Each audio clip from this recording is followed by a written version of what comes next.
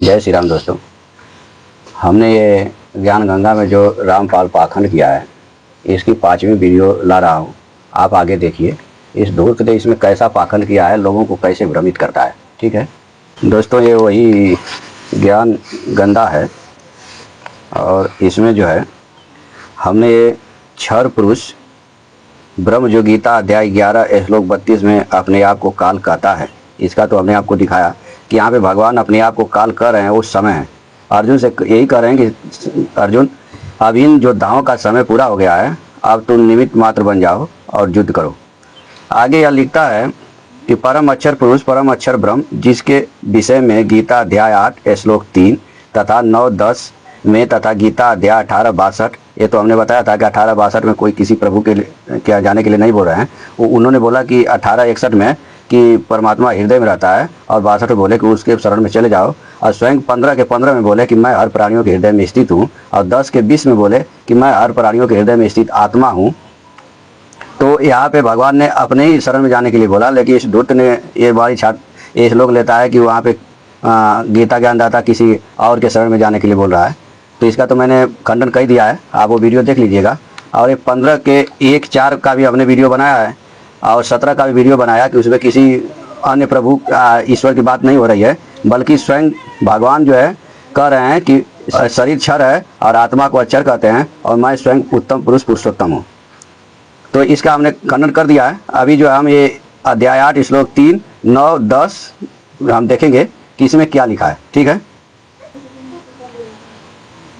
दोस्तों, यह है अध्याय 8 श्लोक संख्या 3। इसमें यह परम अक्षर शब्द आया है, जिसको रामपाल दिखा के कहता है कि यह जो है इसके परमेश्वर कबीर की ओर इशारा किया गया। इसका सारा ज्ञान इशारा है, प्रत्यक्ष कोई ज्ञान नहीं है, सिर्फ इशारा बुझाता है। यहाँ पे भगवान ने गीता में वेद के लिए, जीव के लिए, प्रकृति के लिए, अग्नि के लिए ब्रह्म शब्द आया है। तो इसके लिए भगवान ने यहाँ पे परम और अक्षर विशेषण देकर के निर्गुण निराकार परमात्मा के लिए बोले, वह परम अक्षर ब्रह्म है। अब इसके लिखता है कि 8 में 8 से ये इसमें 8 से लिखा है, ये 8, 9, 10 में इसके जो है परम अक्षर ब्रह्म का जो है कोई और है, इसका वर्णन है। आइए देख लेते हैं इसमें क्या लिखा है। 8 में लिखा है, यह अध्याय 8 श्लोक संख्या भी 8 है। इसमें लिखा है कि हे तीर्थानंदन, अभ्यास योग से युक्त अन्य का चिंतन न करने वाले चित्त से परम दिव्य पुरुष का चिंतन करता हुआ शरीर छोड़ने वाला मनुष्य उसी को प्राप्त हो जाता है। किसको प्राप्त होता है? यहाँ भगवान ने कहा 9 में, जो सर्वज्ञ है, अनादि, सब पर शासन करने वाला, सूक्ष्म से अत्यंत सूक्ष्म, सबका धारण पोषण करने वाला, अज्ञान से अत्यंत परे, सूर्य की तरह प्रकाश स्वरूप अर्थात ज्ञान स्वरूप ऐसे अचिंत्य स्वरूप का चिंतन करता है। 10 में बोले, वह भक्ति युक्त मनुष्य अंत समय में अचल मन से और योग बल के द्वारा भ्रिकुटी के मध्य में प्राणों को अच्छी तरह से प्रविष्ट करके शरीर छोड़कर उस परम दिव्य पुरुष को ही प्राप्त होता है। अब यहाँ पे रामपाल का जो ज्ञान है दोस्तों, क्या इसका कोई दास जो है भ्रिकुटी में अपने प्राणों को स्थिर करता है? नहीं। यहाँ पे भगवान ने निर्गुण निराकार परमात्मा का वर्णन किया है, जो योगियों के लिए है।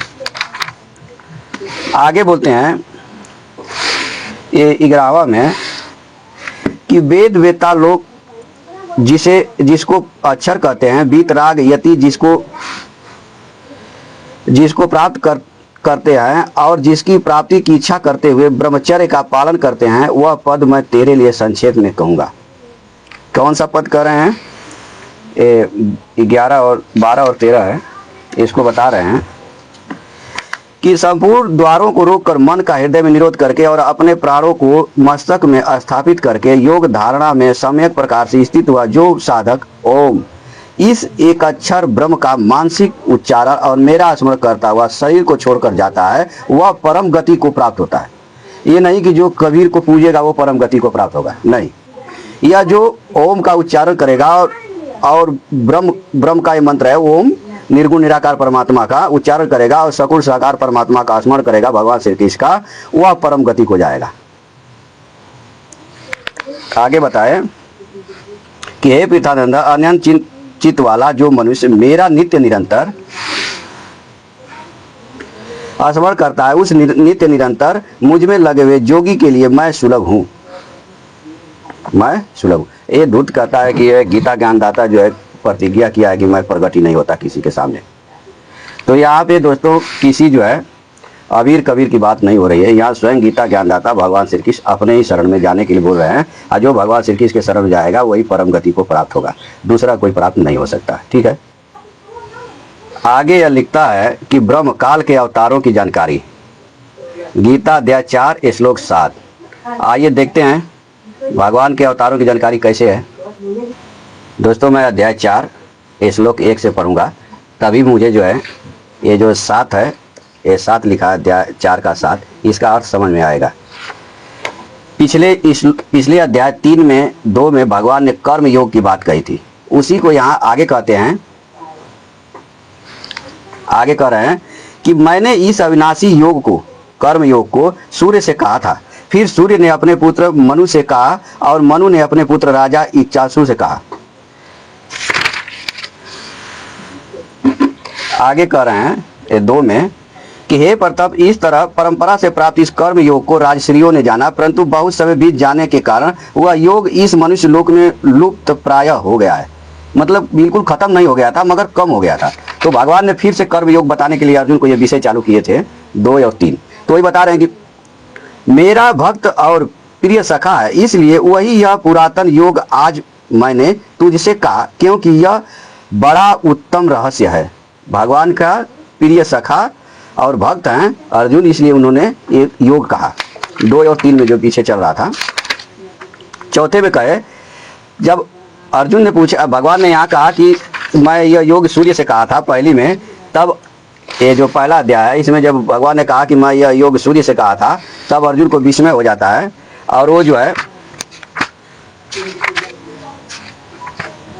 चौथे श्लोक में, ये चौथा श्लोक है, भगवान से पूछते हैं कि आपका जन्म तो अभी का है और सूर्य का जन्म बहुत पुराना है, अतः आपने ही सृष्टि के आरंभ में सूर्य से यह योग कहा था, यह बात मैं कैसे समझूं।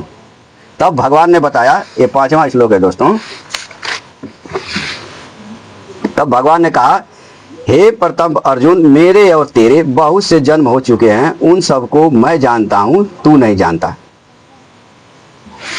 आगे 6वें में बोले, मैं अजन्मा और अविनाशी स्वरूप होते हुए भी तथा संपूर्ण प्राणियों का ईश्वर होते हुए भी अपनी प्रकृति को अधीन करके और योग माया से प्रकट होता हूँ। भगवान अपनी प्रकृति को अधीन करके योग माया से प्रकट होते हैं और जीव प्रकृति के अधीन होकर के उत्पन्न होता है। इसलिए जीव नहीं जान पाता कि मेरे कितने जन्म हुए, लेकिन भगवान यहाँ जानते हैं। और भगवान कैसे हैं? अजन्मा है, अविनाशी है और संपूर्ण प्राणियों का ईश्वर है।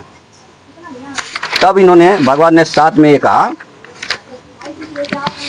दोस्तों, ये है 7, भगवान ने इसमें कहा कि हे भरतवंशी अर्जुन, जब जब धर्म की हानि और अधर्म की वृद्धि होती है, तब तब ही मैं अपने आप को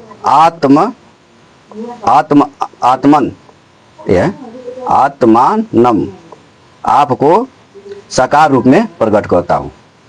आया दूत क्या यहाँ पे लिखा है दोस्तों, ये देखिए, ये लिखा है कि जैसे श्री रामचंद्र जी तथा श्री कृष्ण जी को काल ब्रह्म ने ही पृथ्वी पर उत्पन्न किया था, जो स्वयं श्री विष्णु जी ही माने जाते हैं। यहाँ पे भगवान क्या कह रहे हैं कि मैं आत्मानम स्वयं प्रकट होता हूँ, कोई दूसरा नहीं, मैं स्वयं प्रकट होता हूँ। ये कह रहे हैं मैं स्वयं प्रकट होता हूँ। जैसे कोई कहे आत्महत्या करना, तो अपनी ही हत्या करेगा, किसी दूसरे की हत्या नहीं करेगा। वहीं ये बता रहे हैं कि मैं प्रकट होता हूँ, कोई नहीं। या ये कहता है कि अपने अंश को देते हैं, ऐसी बात नहीं दोस्तों। भगवान स्वयं प्रकट होते हैं। भगवान श्री कृष्ण, भगवान राम या जितने भी उनके अवतार हैं, स्वयं पूर्ण अवतार थे परमात्मा के। ठीक है। और भगवान का अवतार क्यों होता है? जब जब धर्म की हानि, अधर्म की वृद्धि होती है, तब तब भगवान का अवतार होता है। यही चीज हमारे रामचरितमानस में भी लिखा है कि जब जब होए धर्म की हानि, बढ़ऊ असुर महामानी, तब तब धर प्रभु विविध शरीरा, हरय कृपा निधि सज्जन पीरा। तो दोस्तों, भगवान का जन्म दुष्टों का संहार करने के लिए और भक्तजनों की रक्षा करने के लिए होता है। ठीक है, तो दोस्तों आपने क्या देखा कि भगवान का अवतार अधर्मियों का विनाश करने के लिए और भक्तों की रक्षा करने के लिए होता है। ठीक है, आज के लिए इतना ही, आगे अगली वीडियो में, तब तक के लिए जय श्री राम।